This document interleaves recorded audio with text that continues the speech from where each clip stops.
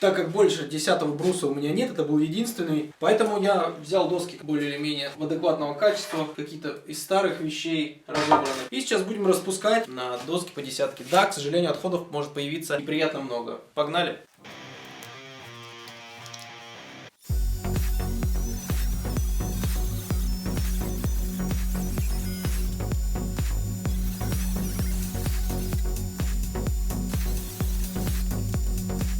У меня получилось, соответственно, 4 заготовки. Сейчас нужно их нарезать, то, что мне нужно в начале. 6 штук по 600 миллиметров. А дальше уже будем смотреть, чтобы просто лишний раз не переводить какой-то материал в десятку.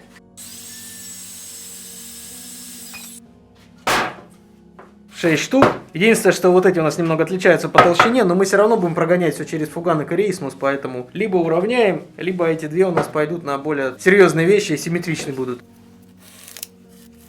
У нас готовы две заготовки по 80. Сейчас мы приступим уже к обработке на фуганке и на рейсмусе, чтобы подготовить всю древесину, привести ее в божеский вид. Будем собирать каркас.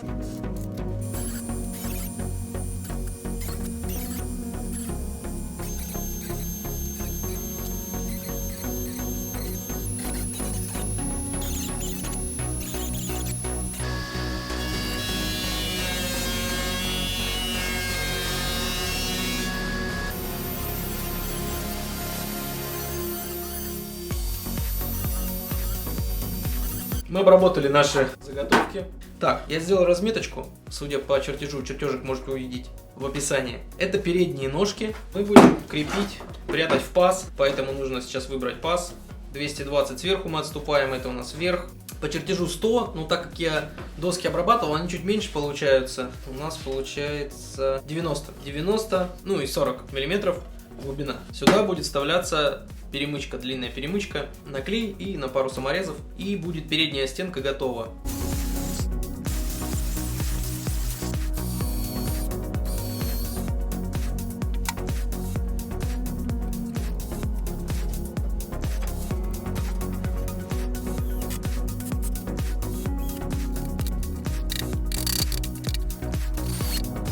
Я решил немного через одно место собирать, как говорится. Сначала сейчас прикрутим боковинки, чтобы легче было выставить задние ножки.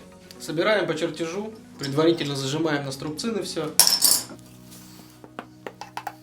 Как мне кто-то писал в комментариях, что самый лучший валик для клея — это палец.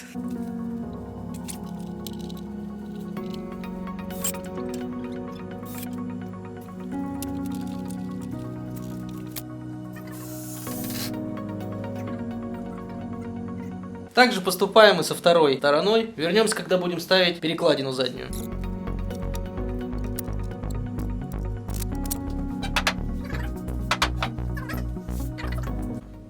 Внутри я каркас, получается, изнутри по углам. Дополнительно также еще закрепил на металлические уголки.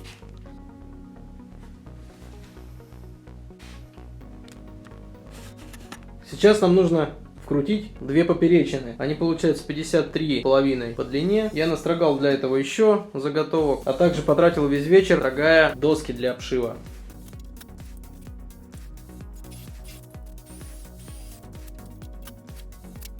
Итак, перемычки готовы. Сейчас мы отрежем вот эти вот оставшиеся части. Собираем наш столик. Пока со спинкой я решил повременить, решил собрать столик. 29 сантиметров высота, крепим к самому низу. Также клей, саморезы. И сейчас спереди также прикрутим два бруска.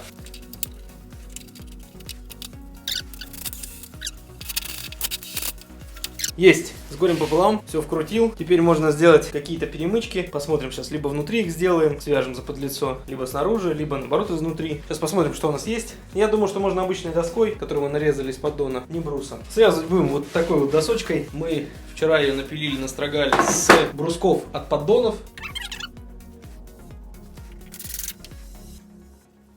Столик к обшивке готов.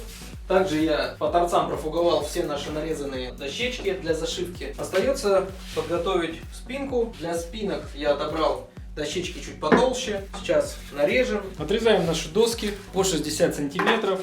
Крепиться они будут вот здесь, в таком порядке. Нам главное, чтобы можно было зашить. Начнем с середины, а потом продолжим по краям.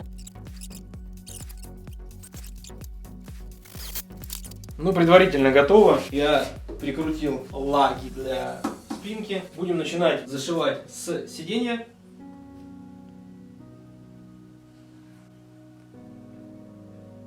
Начинаем потихоньку зашивать доской, рейкой наше сиденье и спинки. Ну, пока сиденье. Пока насколько хватит доски, я немного не подсчитал. Доски придется еще нарезать и строгать. Покажу уже по мере готовности, как буду закручивать.